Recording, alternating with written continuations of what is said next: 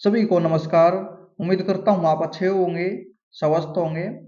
इस वीडियो में बात करेंगे सीईटी की जो भर्ती है 24,000 पदों पर रिजल्ट आपका पेंडिंग रखा गया है। इलेक्शन आपका बीच में आ चुका था और सीएम साहब ने बोला था भाई शपथ बाद में लूंगा, पहले आपका रिजल्ट निकाला जाएगा। तो उस पर इनका बयान आ चुका है बीजेपी पार्टी का। और बीजेपी पार्टी के जो अध्यक्ष हैं प्रदेश के, उन्होंने इसके बारे में बोला है भाई ये नहीं है किसी और ने बोला है। तो क्या मामला है उसके बारे में बात करेंगे। कांग्रेस की सरकार क्यों नहीं बनी, बीजेपी की सरकार क्यों बनी है, उसके बारे में आप कमेंट करके बता सकते हैं।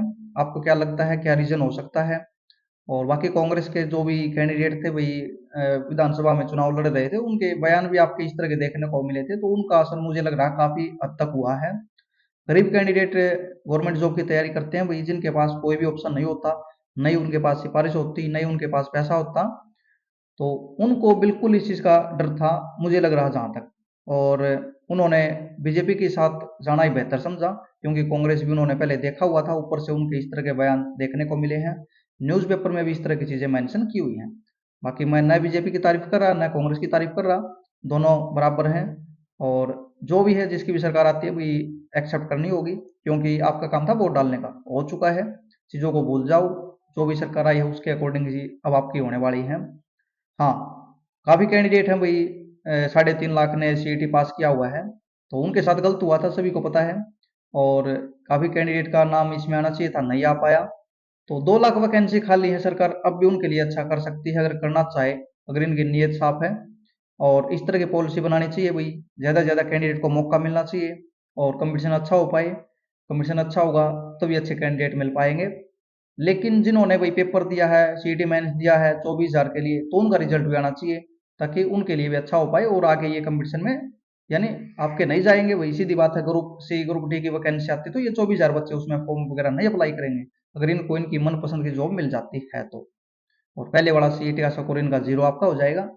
तो नए सीईटी में काफ़ी बदलाव इनको करने चाहिए, ज़्यादा से ज़्यादा कैंडिडेट को मौका मिले, कई गुना कैंडिडेट को बुलाना चाहिए। कुछ उसमें बदलाव कर सकते हैं भाई, कोर्ट केस वगैरह आपके देखने को नहीं मिले, जिससे भर्ती आपकी जल्दी हो।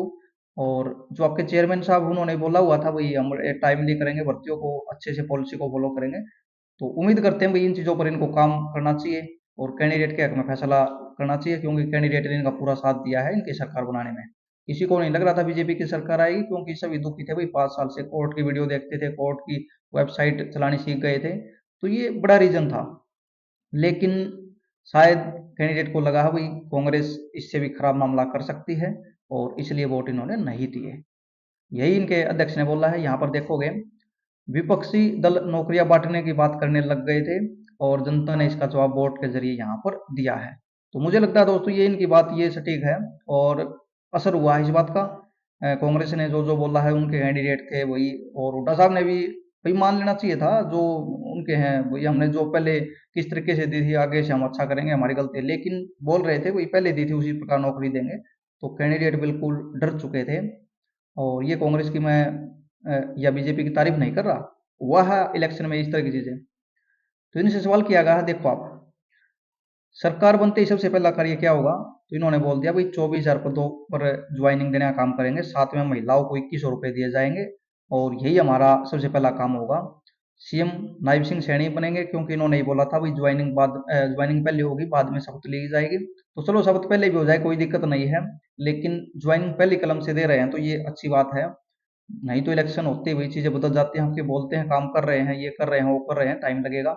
तो अब भी ये बोल रहे हैं भाई ज्वाइनिंग आपको पहले ही मिलेगी, और सबसे पहला कार्य हमारा यही होगा, 24,000 कैंडिडेट को ज्वाइनिंग हम देंगे।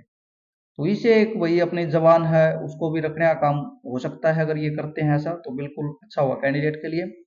और सरकार से वही यही रिक्वेस्ट है, कैंडिडेट ने आपका पूरा साथ दिया है, और साथ देने का एक मात्र शायद यही कारण है फेयर तरीके से ग्रुप सी और ग्रुप डी की जॉब मिलना, कोई पैसा उसमें नहीं चलना, कोई सिफारिश उसमें नहीं चलना।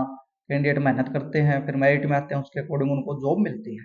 मुझे लगता है यही एक रीजन हो सकता है, क्योंकि किसी की सिफारिश नहीं होती, गरीब बच्चे तैयारी करते हैं भाई, वो पढ़ के नंबर ही ले सकते हैं, उनके पास कोई सिफारिश नहीं होती। और काफ़ी टाइम से दुखी थे कैंडिडेट भाई, 5 साल से सीईटी पॉलिसी आपकी उलझी हुई थी, काफ़ी इन्होंने पेपर लीक हुए थे उनको वापस सीईटी में डाल दिया था, तो परेशान थे, फिर भी इन्होंने बीजेपी के साथ जाना ही समझा, क्योंकि कांग्रेस के जो बयान थे पहले का, जो उनका रिकॉर्ड है, जो उनकी हिस्ट्री है, उससे शायद कैंडिडेट बिल्कुल घबरा चुके थे और कांग्रेस को उन्होंने नकार दिया। तो मुझे लगता है यही एक रीजन है दोस्तों। बाकी और भी चीजें आपकी हो सकती हैं, वही जातिवाद भी आपके फैक्टर होते हैं, और कांग्रेस पहले देखी हुई है, ये भी इन्होंने देख ली थी, और तीसरा ऑप्शन किसी के पास था नहीं। आपको क्या लगता है, कमेंट करके आप बता सकते हैं भाई। बीजेपी की सरकार दोबारा आ चुकी है। नई वैकेंसी के बारे में इन्होंने भी बोला हुआ है, 2 लाख वैकेंसी जारी करेंगे, 2 लाख वैकेंसी नई हम फिल करेंगे, अच्छे कर्मचारियों को पक्का करेंगे, फीमेल्स को 2100 रुपये दिए जाएंगे पर महीने, 500 रुपये में सिलेंडर दिया जाएगा। तो शायद इन चीज़ों को करने का टाइम इनके पास आ चुका है। और कांग्रेस उम्मीदवारों के नौकरी देने वाले बयानों ने आग में घी डालने का काम किया दोस्तों। उस टाइम पर भी बोला था मैंने, पोस्ट डाली थी मैंने टेलीग्राम व्हाट्सएप ग्रुप में और चैनल की कम्युनिटी में, कैंडिडेट जाए तो कहाँ जाए भाई। कांग्रेस वाले तो पहले ही बोल रहे हैं हम आते हुए ये करेंगे और 50 वोट पर एक जॉब देंगे। तो ये बिल्कुल शायद बैकफायर किया है, कांग्रेस के कैंडिडेटों ने इस तरह के बयान दिए हैं, तो उसका नुकसान ये भुगत रहे हैं।